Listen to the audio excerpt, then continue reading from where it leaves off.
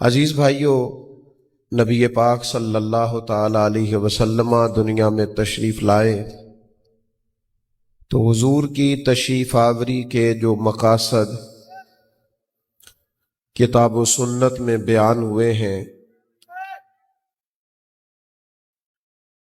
ان میں سے ایک اہم مقصد قرآن مجید نے یہ بیان فرمایا ہے کہ یتلو علیکم آیاتنا، میرے محبوب علیہ السلام تم پر قرآن مجید کی آیات کو تلاوت کریں گے، وَيُزَكِّيكُمْ، اور تمہیں پاک فرما دیں گے۔ یاد رکھیے گا کہ ناپاکی کسی قسم کی بھی ہو وہ تکلیف دہ ہوتی ہے، غلاظت کسی قسم کی بھی ہو وہ تعفن پیدا کرتی ہے، ماحول کے اندر بدبو پیدا کرتی ہے، صفائی نفاست لاتی ہے، صفائی سے انسان اپنے آپ کو ٹھنڈا محسوس کرتا ہے۔ آپ لمبے سفر سے لوٹنے کے بعد بھی جب غسل کر لیتے ہیں تو کوئی منوں کے حساب سے وجود سے مٹی نہیں اترتی، لیکن اپنے آپ کو ہلکا پھلکا محسوس کرتے ہیں۔ انسان جب کپڑے تبدیل کر کے دھلے ہوئے کپڑے اور لباس پہن لیتا ہے تو اس کے لباس پر کوئی منوں کے حساب سے میل کچیل نہیں ہوتی، لیکن وہ کپڑے بدلنے کے بعد اپنے ذہن کو تازہ دم محسوس کرتا ہے۔ ہمیں اللہ تعالیٰ نے جو حبیب پاک علیہ السلام عطا کیے ہیں وہ دنیا میں آئے ہی پاکیزگی تقسیم کرنے، اور میرے نبی پاک علیہ السلام نے ہر قسم کی طہارت دنیا میں تقسیم فرمائی۔ حضور فرماتے ہیں میں آیا ہوں تو اللہ نے میرے لیے ساری زمین کو مسجد بنا دیا۔ مانا کہ آپ چھوڑ دیں جی بیٹا، چھوڑ دو، سب ٹھیک ہے، آپ اپنی اپنی جگہ پہ رہیں، ماشاءاللہ ٹھیک۔ یہ چند ایک دوست نہ ہر محفل میں ایسے محبت والے آ جاتے ہیں کہ وہ، ہم نے تو بعض جنازوں میں بھی دیکھا ہے بزرگوں اور علماء کے کہ 10-15 لوگ ہوتے ہیں آگے شور کرنے والے، لیکن وہ ہٹتے نہیں۔ بہرحال دعا تو کر سکتے ہیں نا، لوگ تو اپنے ہی ہیں، پیار والے ہی ہیں۔ اللہ تعالیٰ سمجھ عطا فرمائے۔ آپ تھوڑی دیر چھوڑ دیں اس کام کو، یہ لینا چھوڑ دیں، چند منٹ چھوڑی دیر چھوڑ دو۔ بیٹا، پیارے بیٹے ادھر آ جاؤ، آ جاؤ، تھوڑی دیر آ جاؤ، بعد میں لے لینا، آ جاؤ تھوڑی دیر۔ اللہ آپ کو خوش رکھے۔ نبی پاک صلی اللہ تعالی علیہ وسلم نے ہر قسم کی طہارت، ہر قسم کی پاکیزگی اپنی امت کو عطا فرمائی۔ حضور سید عالم صلی اللہ تعالی علیہ وآلہ وسلم نے اس قدر زیادہ طہارت پر زور دیا، پاکیزگی پر زور دیا کہ فرمایا صفائی نصف ایمان ہے، اس کو تمہارے ایمان کا حصہ بنا دیا۔ حضور کس طرح کی پاکیزگی ارشاد فرماتے؟ حضور علیہ السلام سوچوں کی پاکیزگی دیتے، برا سوچنا، بدگمان رہنا، لوگوں کے بارے میں اپنے دل کے اندر بوجھ بٹھانا، نفرت کرنا، اس سے بھی منع فرمایا۔ آغاز یہاں سے کیا کہ تمہاری سوچیں، تمہارے خیالات، تمہارے تصورات، تمہارا گمان یہ پاک ہونا چاہیے۔ یعنی حضرت جابر بن عبداللہ رضی اللہ تعالیٰ عنہ فرماتے ہیں نبی پاک علیہ السلام نے اپنے وصال ظاہری سے 3 دن پہلے ارشاد فرمایا تم اپنے رب کے بارے میں جیسا بھی گمان رکھو گے نا، اللہ بھی تمہارے ساتھ ویسا ہی معاملہ کرے گا۔ تو پاکیزہ گمان ہونا چاہیے، تمہارا ذہن ہونا چاہیے اللہ جب بھی فیصلہ کرے گا رحمت والا ہی کرے گا، معاملات کرم والے ہی ہوں گے۔ اچھی سوچ، اچھا گمان، اچھی رائے، یہ سوسائٹی میں خوبصورتی پیدا کرتی ہے۔ آپ دیکھیے حضور اس صفائی کو کتنا پسند کرتے ہیں۔ نبی پاک علیہ السلام نے فرمایا اچھا سوچنا بھی اچھی عبادت ہے۔ نہیں، آپ صرف اچھا سوچا کریں، مثبت رہا کریں، ہر چیز کو منفی نہ لیا کریں. اور یہ گھر کے اندر بھی ضروری ہے، یہ دفتر میں بھی ضروری ہے، یہ اپنے فیملی ممبران کے ساتھ بھی ضروری ہے، آپ کے جو کولیگس ہوتے ہیں ان کے ساتھ بھی ضروری ہے. نبی پاک علیہ السلام اچھے گمان کی طرف رغبت دیتے. جب آپ کے غلام نے اس دن کہا تھا جس دن طائف والوں نے شدید سنگ باری کی تھی کہ حضور آپ دعا کریں یہ تباہ ہو جائیں، تو محبوب نے اس دن بھی ہدایت کی دعا کی. تو غلام نے عرض کی حضور 10 دن ہم نے طائف میں قیام کیا ہے، انہوں نے تو عرب کی جو روایتی مہمان نوازی ہے اس کا بھی خیال نہیں کیا، اتنی تکلیف دی، بد اخلاقی کا مظاہرہ کیا اپنے رویوں سے، تو آپ پھر بھی ان کے لیے ہدایت کی دعا کر رہے ہیں. تو یہ نبی پاک کی دی ہوئی سوچوں کو دیکھیے. حضور فرمانے لگے یہ نہیں نہ مانتے تو مجھے امید ہے آنے والی نسل مان جائے گی. تو اتنی جلدی مایوس ہو جانا، کہنا یہ لوگ ٹھیک نہیں ہو سکتے، یہ زمانہ ٹھیک نہیں ہو سکتا، یہ معاشرہ ٹھیک نہیں ہو سکتا. محبوب تو اگلی نسل کے بارے میں بھی اچھا گمان رکھنے کا ارشاد فرما رہے ہیں. تو سب سے پہلی تو میری گزارش یہ ہے کہ اللہ کے رسول نے ہمیں سوچوں کی پاکیزگی کا سبق دیا، اور پھر اس سے اگلی بات یہ ہے کہ زبان پاک ہو. یعنی ہمارے ہاں اب لوگوں نے غیبت کا نام بدل دیا ہے، اب اس کا نام گپ شپ رکھ لیا ہے. اب ہماری گپ شپ یہ ہوتی ہے کہ 2 4 10 بندوں کے بارے میں ہم تبصرہ کریں، یہ کرتا ہے وہ کرتا ہے، بڑا خراب ہو گیا ہے، یہ ہماری گپ شپ ہے. اتنا سخت ناپسند کیا غیبت کو، اتنا بدبودار کام بیان کیا کہ فرمایا اس طرح کوئی مردہ بھائی کا گوشت کھائے وہ اس طرح ہے غیبت کرنے والا کہ مرے ہوئے بھائی کا گوشت کھا رہا. زبان صاف ستھری ہو، آپ کا انداز تکلم خوبصورت ہو. وقولوا للناس حسنا، لوگوں سے جب بھی بات کرو اچھی کرو، آپ کے جملے پاکیزہ ہوں، آپ کی زبان طہارت والی ہو، آپ کے لفظ باوضو ہو. کچھ لوگ ایسے ہیں جو جب بھی بولتے ہیں زہر ہی اگلتے ہیں، جب بھی رائے دیں گے کڑوی کسیلی دیں گے. ان کے لب و لہجے سے جب بھی اٹھے گا معاذ اللہ کوئی نہ کوئی غلط جملہ نکلے. نبی پاک علیہ الصلوۃ والسلام نے ہمیں زبان کی طہارت کے، ایک تو حضور ہمیشہ سچ بولتے تھے، خلاف واقعہ بات نہ کریں. حضور نے فرمایا سچ بندے کو نجات دلاتا ہے، جھوٹ آدمی کو ہلاک کر دیتا ہے. سچ بولیں، اپنے آپ کو غیبت سے بچائیں. آپ کو کیا ضرورت پڑی ہے لوگوں پر تبصرہ کرنے؟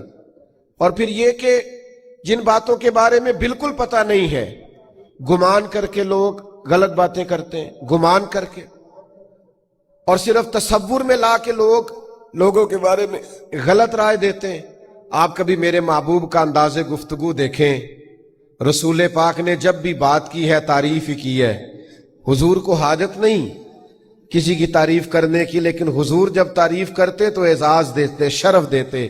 جناب صدیق اکبر کی تعریف بھی کی، حضرت عمر کی شان بیان کی، مولا علی کا ذکر کیا، سیدنا عثمان غنی کی حیا کا بیان کیا، حضرت ابو عبیدہ بن جراح کو امین امت کہا.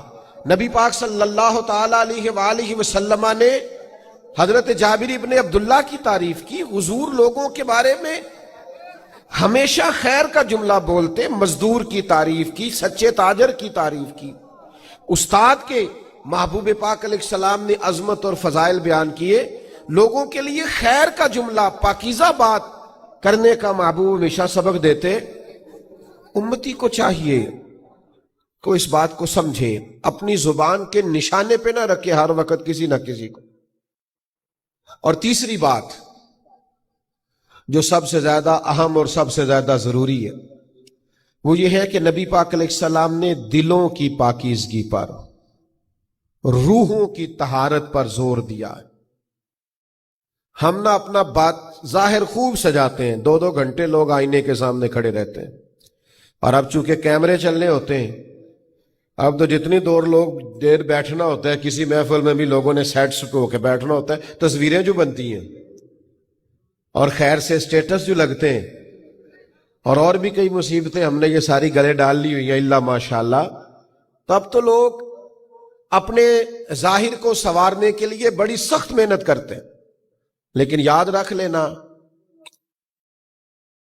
بڑے اجلے لوگ، بڑی گاڑیوں میں بیٹھے لوگ، بڑے بنگلوں سے نکلتے ہوئے بھی بعض لوگ ہم نے بے چین دیکھے ہیں، بے قرار دیکھے ہیں، ذہنی تناؤ کا شکار ہیں، فکری انتشار کا شکار ہیں، قوت فیصلہ سے محروم ہیں، سمجھ نہیں آ رہی کیا کریں، کدھر جائیں، زندگی کی دوڑ میں اتنے آگے نکل گئے کہ صرف دنیاوی مفادات کی جنگ نے جکڑ دیا ہے چاروں جانب سے۔ یاد رکھنا جب روحیں پاک ہوتی ہیں باطن پاک ہوتا ہے۔ دو چیزیں ہیں جو بندے کے باطن کو اجاڑ دیتی ہیں، دو چیزیں روح کو اجاڑ دیتی، اور خود نبی پاک علیہ الصلوۃ والسلام نے اس کی نشاندہی فرمائی۔ حضور فرماتے ہیں دو بھوکے بھیڑیے، یعنی بھیڑیا ویسے ہی خطرناک ہوتا ہے اور بھوکا ہو تو پھر کتنا خطرناک ہوگا۔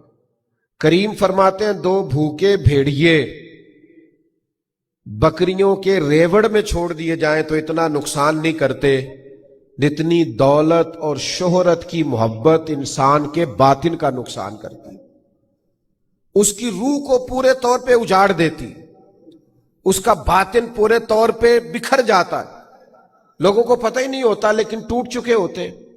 تو یاد رکھ لیجئے گا کہ روح کی طہارت، باطن کی پاکیزگی، یہ تزکیہ نفس ہے، قرآن مجید کا بنیادی عنوان ہے۔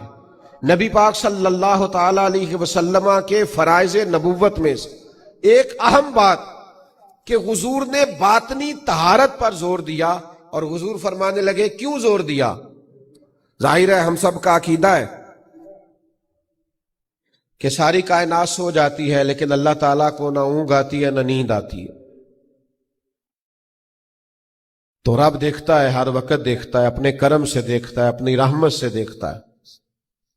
اللہ کے حبیب علیہ الصلوۃ والسلام فرمانے لگے یاد رکھنا رب نہ تمہارے چہرے دیکھتا ہے نہ تمہاری جیبیں دیکھتا ہے، وہ جب بھی دیکھتا ہے تمہارا دل ہی دیکھتا ہے۔ تو جس چیز کو اللہ نے دیکھنا ہے اس کے محبوب نے دیکھنا ہے۔ آپ کو پتہ ہے ہمارے پاس سب سے قیمتی چیز کیا ہے؟ ایمان۔ تو ایمان کا بنیادی مرکز کیا ہے؟ دل، آپ کی روح، آپ کا باطن۔ ظاہر سے تو اونچے اونچے نعرے لگائیں، آج کل جیسے رواج ہے نا ہماری محفل میں کہ جس کا ایمان پکا ہاتھ کھڑے کر لو، تو بھئی ہاتھ کھڑے کرنے سے ایمان پکا آپ کو کیسے ثابت ہو گیا؟ وہ ایک رنگ بن گیا۔ آپ کے باطن کی کیفیت کیا ہے؟ اگر باطن اجڑا ہوا ہے، اذان ہو گئی ہے اور آپ فارغ بیٹھے ہیں موبائل پہ، آپ نماز پڑھنے نہیں جا رہے، آپ کو کسی مظلوم پر رحم نہیں آ رہا، کسی بھوکے پر ترس نہیں آ رہا، آپ کی تجوری پیسوں سے بھری ہوئی ہے اور آپ کے محلے میں لوگ سسک رہے ہیں بھوک سے، آپ کو خیال نہیں آ رہا، تو پھر میرے بھائی روح کی طہارت کی ضرورت ہے۔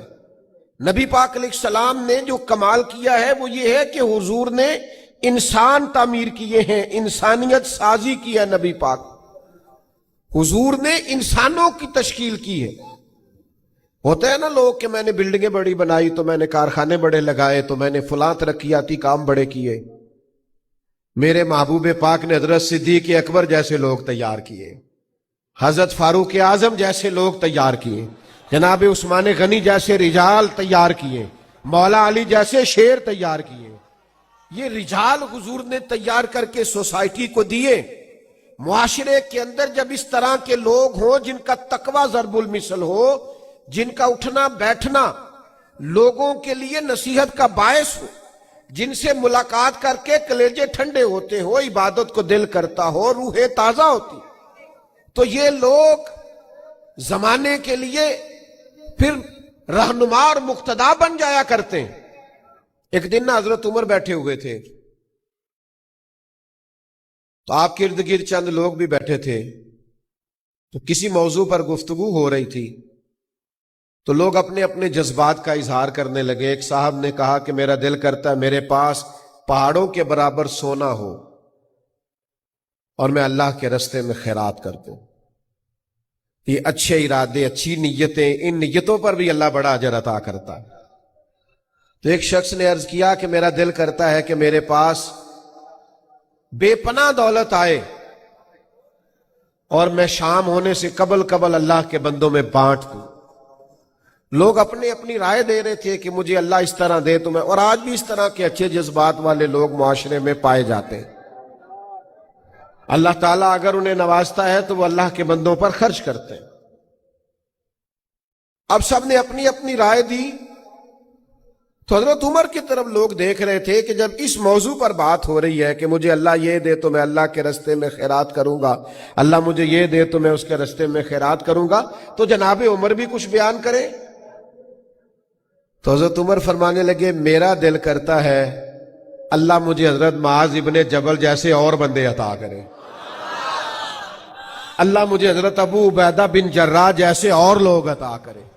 میرا دل کرتا ہے اللہ تعالیٰ اس امت کو حضرت جناب سعد بن ابی وقاص جیسے کچھ اور افراد دے، اللہ اس طرح کے کچھ اور بندے پیدا کرے تاکہ اللہ کے بندوں کے لیے مزید لوگوں کی آسانی کا بندوبست ہو سکے، تاکہ دین کے مزید مضبوط ستون تیار ہو سکے. اس طرح کے رجال کار اللہ دے. ہمارا یہ مسئلہ ہے کہ ہم انسانیت سازی نہیں کر رہے، ہم اپنے بچوں کے لیے پیسے جمع کر رہے ہیں، محلات تعمیر کر رہے ہیں. زیادہ غور کرنا کیا کہہ رہا ہوں. تجوریاں بھر رہے ہیں. سوال ہوتا ہے تو نے بچوں کے لیے کیا بنایا؟ میں نے تو جی فلاں بنا دیا ہے. اور نبی پاک علیہ السلام نے کیا فرمایا؟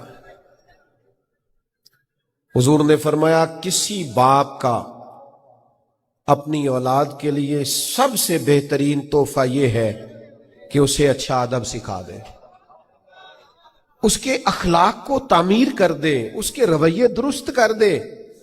آپ کے بچے کے پاس لاکھوں روپیہ ہے لیکن وہ بلا کا ضدی ہے، بڑا مہنگا موبائل ہے لیکن 1 منٹ کا حوصلہ نہیں اس کے پاس، تسلی نہیں، مزاج میں ٹھہراؤ نہیں، وہ اپنی ماں کا غصہ بھی برداشت کرنے کو تیار نہیں، وہ اپنے دادا کے 2 جملے سخت بھی سن نہیں پاتا. تو آپ نے کیا تعمیر کیا ہے؟ بس آپ نے اس کو جائیدادیں اکٹھی کر کے دے دی، مال و دولت اکٹھا کر کے دے دیا. شخصیت سازی، تزکیہ، نبی پاک علیہ الصلوۃ والسلام نے وہ اخلاق دیکھے نا. ایک نوجوان ہے، نبی پاک صلی اللہ تعالی علیہ وسلم کا زمانہ نور ہے، حضور جہاد پہ جا رہے ہیں. حضرت سعد بن ابی وقاص رضی اللہ تعالیٰ عنہ کو حضور نے تیار کر لیا. ان کے چھوٹے بھائی، قد بھی چھوٹا ہے، ٹانگیں پتلی ہیں، تو وہ رونے لگے، عرض کرنے لگے حضور میں نے بھی جہاد پہ جانا ہے. یہ اس عمر میں یہ جذبے پروان چڑھ گئے اللہ کی راہ میں نکلنے کے. یا رسول اللہ میں نے بھی جانا ہے. تو کریم نے فرمایا آپ کے بڑے بھائی جا رہے ہیں، قد بھی چھوٹا ہے، عمر بھی تھوڑی ہے، رہنے دیجئے. تو عرض کرنے لگے مہربانی کریں میری کشتی کرا کے دیکھ لیں. اور ایک روایت میں ہے جب وہ رونے لگے تو تبھی پاس کر دیے گئے. تو نبی پاک علیہ الصلوۃ والسلام نے تو افراد سازی کی، شخصیت سازی کی. آپ کسی شخص کو متقی بنا دیں، اس کے دل کے اندر اللہ کا خوف پیدا کر دیں، پھر اس کے سامنے کروڑوں بھی پڑے ہوں گے تو وہ کرپشن نہیں کرے گا. اور اگر اس کے دل میں تقویٰ نہیں تو آپ 20 کیمرے لگا دیں، آپ دفتر کے اندر 100 کیمرے لگا دیں، آپ جو مرضی کر لیں. جب اس کا ذہن بن گیا معاذ اللہ کہ میں نے لوٹ کے کھانا ہے تو پھر رویہ اور ہو جائے گا. تو بنیادی کام شخصیت سازی، بنیادی کام جو نبی پاک علیہ السلام نے کیا ہے وہ انسانوں کے اخلاق کی بہتری، ان کے کردار کی بہتری ہے. یہ ماشاءاللہ آج ڈھیر سارے لوگ یہاں انہوں نے انتظام کیا ہوا ہے، عمرے پہ جائیں گے، بڑی اچھی بات ہے. میں دوستوں سے کہا کرتا ہوں عمرے اور حج پہ بھی جاتے ہو تو اتنے پیسے لگا لیتے ہو تو جانے سے پہلے 2 گھنٹے کسی عالم کے پاس بھی بیٹھا کرو، طریقہ اور مسائل بھی تو سیکھ کے جاؤ نا. بھئی آپ کو پتہ بھی تو ہونا کہ ہم نے عمرہ کیسے کرنا ہے، آداب کا اور معاملات کا بھی تو خیال ہونا چاہیے.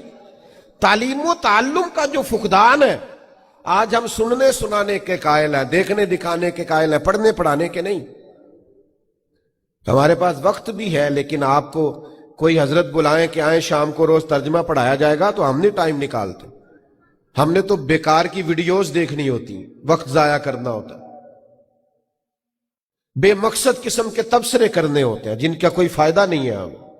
تو بھائیوں، انسانیت سازی، ایک صحابی تھے حضرت فضالہ،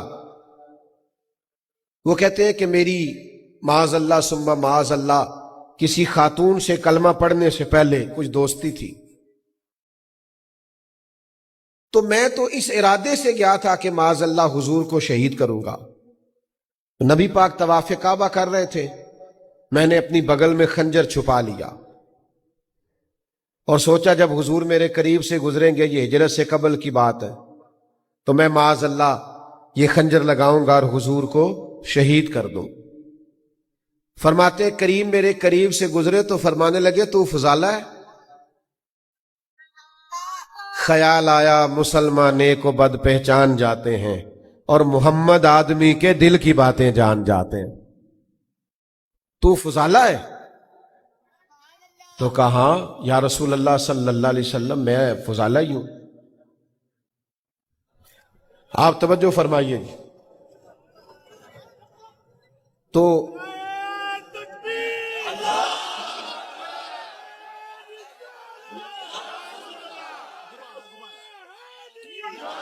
آپ تشریف رکھیں جی، کچھ نہیں ہوا، اطمینان سے بیٹھیں، اللہ جزائے۔ بیٹھ جاؤ بیٹا، او پیارے بیٹے بیٹھ جاؤ۔ اللہ تعالیٰ ادھر دیکھیں، میری دو ایک باتیں رہ گئی آپ سن لیں۔ میں تو بڑا سادہ سادہ بیان کرنے والا آدمی ہوں، تو ٹھنڈے ٹھنڈے قسم کا خطیب جو ہوتا ہے وہ تو اس طرح تو ہو جی۔ اللہ آپ کو جزا دے۔ سنیں جی، توجہ سے سنیں میرے بھائیوں، نبی کریم علیہ السلام نے فرمایا تو فضالہ ہے؟ عرض کی یا رسول اللہ میں فضالہ ہوں۔ تو کہتے پہلے حضور نے میرے سر پہ دست شفقت رکھا، پھر میرے دل پہ دست شفقت رکھا۔ فرماتے ہیں بس ساری میل کچیل دھل گئی، ساری میل کچیل دھل گئی، تھوڑی دیر ہوئی ایک آیا کالیاں زلفاں والا، ایویں تھوڑی دیر ہوئی ایک آیا کالیاں زلفاں والا، دو کڑیاں میرے من وچ رکیا کر گیا نور اجالا۔ فرماتے کریم تشریف لائے، کرم فرمایا، مہربانی کی، تو میں نے اسی وقت ہی کلمہ پڑھ لیا۔ اب یہ کیا کرتا ہے نبی پاک کا فیضان تزکیہ کہ باطن کو دھو ڈالتا ہے، وہ سارے اندر سے میل کچیل نکل جاتے، کیفیات بدل جاتی ہیں، رنگ تبدیل ہو جاتا۔ حضرت فضالہ واپس نکلے تو وہ خاتون وہاں کھڑی تھی جن سے کلمہ پڑھنے سے قبل شناسائی تھی، اس نے بڑی آوازیں دی، آپ قریب سے گزر گئے۔ او دیکھو دوستو، یہ مزہ نہیں ہے عاشق رسول بھی کہلاتے رہنا اور معاذ اللہ نظر کو پاک بھی نہ کرنا، حضور کا غلام بھی کہلانا اور رزق کو پاک بھی نہ کرنا، نبی پاک کا غلام بھی کہلانا اور اپنی زبان کو پاک نہ کرنا، سوچ کو پاک نہ کرنا۔ نبی پاک کے غلام تو نکھرے ہوتے ہیں، اجلے ہوتے ہیں، ان کے تو عادات و اطوار بتاتے ہیں، بڑے پاکیزہ لوگ ہوتے ہیں، ان کے لب و لہجے سے حسن اور پاکیزگی چھلکتی ہے۔ حضرت فضالہ اس خاتون کے پاس سے گزر گئی تو آگے بڑھ کے کہنے لگی مجھے پہچانا نہیں؟ آج یہ رنگ تھا کہ آپ نے پلٹ کے اس کی طرف دیکھا نہیں۔ وہ کہنے لگی تو وہی فضالہ ہے؟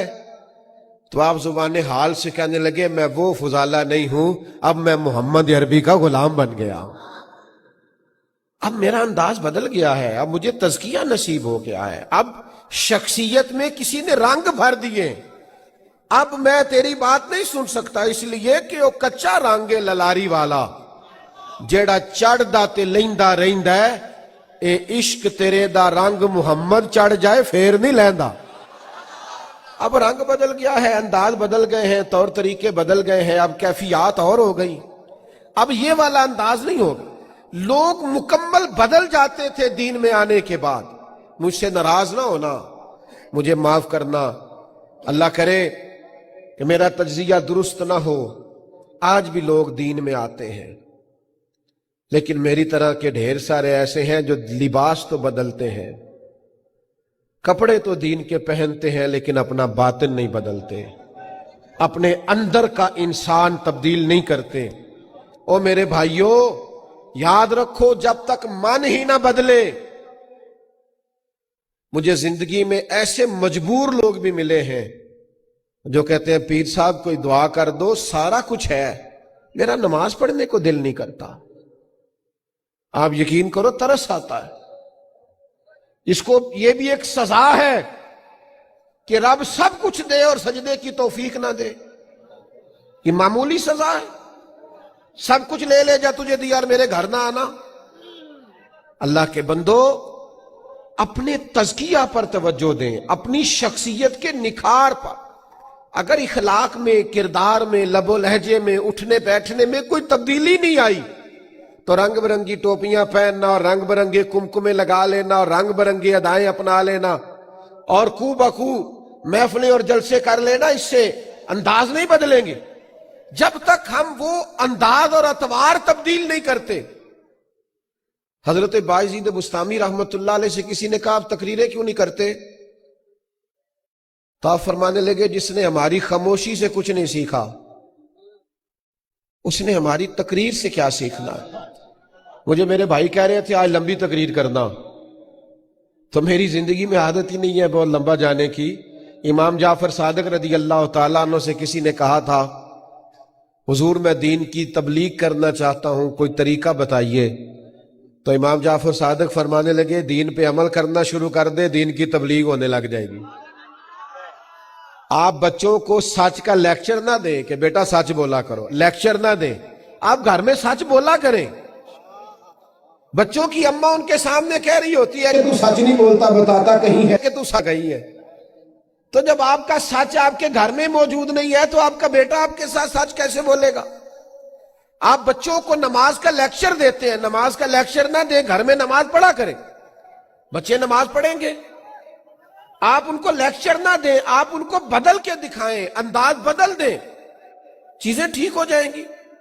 طور طریقے بدل دیں، چیزیں بہتر ہو جائیں گی، رویے ٹھیک ہو جائیں گے. لیکن اگر ہم بدلتے نہیں، ہم چاہتے ہیں ہماری خالی تقریروں سے انقلاب آئے، ہمارے نعروں سے لوگ بدل جائیں، تو بھائی ایسا نہیں ہوگا. ہمیں کچھ نہ کچھ اپنے کردار میں، اخلاق میں، رویے میں، لین دین میں، معاملات میں تبدیلی کرنا ہوگا. ہمیں اپنے آپ کو بدلنا ہوگا. اب تو میری بھی ایک عمر ہو رہی ہے تقریریں کرتے، کبھی کبھی سوچتا ہوں اور گہرائی میں چلا جاتا ہوں کہ یہ کوئی رسم تو نہیں ہے کہ آپ 1.5 گھنٹہ 2 گھنٹہ بیان سنیں، آپ 2 گھنٹہ نعت سنیں، اور یہ کہ وہ ساری بات آپ نے سن لی اور آپ پر اس کا کیف بھی طاری ہوا، لیکن اس کا نتیجہ بھی تو کوئی نکلنا چاہیے. یعنی استاد سبق پڑھاتا ہے تو سال کے بعد رزلٹ پوچھتا ہے، نتیجہ مانگتا ہے.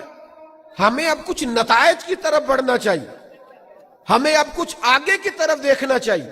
ہم بڑا بانٹتے ہیں، بڑی خیرات کرتے ہیں. حضرت عمر بن عبدالعزیز کے زمانے میں بھی لوگ بانٹتے تھے، پر اتنا بانٹتے تھے کہ لینے والا کوئی نہیں ملتا تھا. اب ایسا کیوں نہیں ہے؟ اس لیے کہ ہمارا انداز اس طرح کا ہو گیا ہے اور لینے والوں کی طلب اس طرح کی ہو گئی. وہ قناعت پسند نہیں رہنا چاہتے، ان کے رویوں میں وہ رنگ نہیں آتا. اللہ کے محبوب نے لوگوں کو بدل دیا.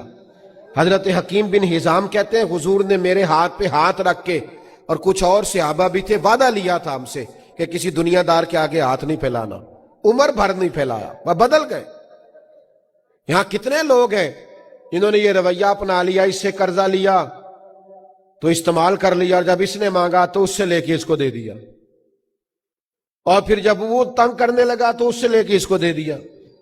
خدا کے بندو، یہ تو رویہ درستی نہیں ہے. آپ کا وقار ختم ہو جائے گا، آپ کی شخصیت میں وہ رنگ نہیں رہے گا. حضرت حکیم بن حزام کہتے ہیں نبی پاک نے وعدہ لیا کسی کے آگے ہاتھ نہیں پھیلانا.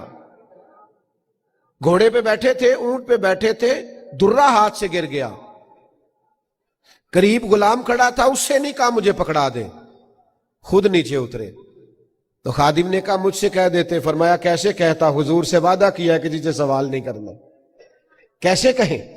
حضرت ابوبکر صدیق نے بلا کے کہا کچھ حصہ لے لیجئے. فرمایا نہ بھائی، بالکل نہیں، میں نے حضور سے وعدہ کیا ہے کسی سے سوال نہیں کرنا. حضرت عمر نے بھی کہا، کہنے لگے نہیں آپ کسی اور کو دے دیں. جناب عمر کہنے لگے لوگوں گواہ ہو جاؤ، میں انہیں دیتا ہوں، یہ لیتے نہیں. اور ہمارے ہاں کیا حال ہے، اسٹیج پہ نعت ہو رہی ہوتی ہے، صدف دنیا چھڈنی پئی تے چھڈ دیاں گا، دامن حضور دا چھڈنا نہیں، تے 40,000 تو 5,000 بھی نہیں چھڈنا، یہ بھی نال ہے۔ او بھائی تو دنیا چھوڑنے کی بات کر رہا تھا، حضور کی محبت کا ذکر کر رہا تھا، اور تیری نعت نے لوگوں کی آنکھوں میں آنسو پیدا کر دیے، درد آیا، اور اتنا بڑا سوز تو اتنا سستا بیچ گیا، 50-60 ہزار میں اتنی قیمتی چیز بیچ گیا جو کروڑوں اربوں سے بھی نہیں خریدی جا سکتی، اتنا سستا۔ خدا را اپنے اندر تبدیلی لائیں، اخلاقی رویوں میں، کردار میں، عمل میں، اٹھنے میں، بیٹھنے میں۔ میری ایک بات سنیں اور میں اپنی بات کو سمیٹ دوں۔ اتنی بڑی تعداد میں آپ یہاں جمع ہوئے ہیں، اور اللہ تعالی ہمارے بھائیوں کو مزید توفیق دے۔ یہ اتنا بڑا گراؤنڈ ہے پھر بھی کم پڑ گیا۔ میں آپ کی خدمت میں عرض کروں گا، یہاں اٹھ کے جب آپ جائیں نا تو کم از کم ایک اپنی بری عادت باہر روڈ پہ پھینک جائیں، ایک بری عادت باہر چھوڑ جائیں۔ اگر آپ غصہ کرتے ہیں تو آج غصہ باہر پھینک جائیں، والدہ کے سامنے، گھر والی کے سامنے مسکراتے ہوئے جائیں۔ اگر آپ تلخ ہیں تو تلخی پھینک جائیں۔ اگر آپ بلا وجہ جھوٹ بولتے ہیں تو جھوٹ چھوڑ جائیں باہر۔ آج کہیں بس حضور کی محفل سن کے آیا ہوں، آج کے بعد نہیں بولنا۔ ایک چھوٹی سی اپیل کر لوں آپ سے، چندے کی نہیں کرنے لگا، بے فکر ہو جائے۔ ایک اپیل کرنی ہے، کر لوں آپ سے۔ جس نے عشاء نہیں نہ پڑھی اس نے پڑھ کے سونا ہے، انشاءاللہ پڑھیں گے انشاءاللہ تعالی۔ میں نے الحمدللہ پڑھ لی ہے، بہت سارے لوگوں نے پڑھ لیا، عشاء پڑھ کے ہیں۔ جنہوں نے نہیں پڑھی ان کی بات کر رہا ہوں، وہ عشاء پڑھ کے سوئیے گا۔ اور آج نا پکا الارم لگانا ہے فجر کا، اور راتیں چونکہ لمبی آ رہی ہیں تو کوشش کریں تہجد بھی پڑھا کریں۔ اللہ تعالیٰ کی بارگاہ میں دعا کرتا ہوں جو میں نے کہا ہے میرا رب قبول فرما لے، اور بات کرتے جہاں بھول گیا ہوں اللہ معاف کر دے۔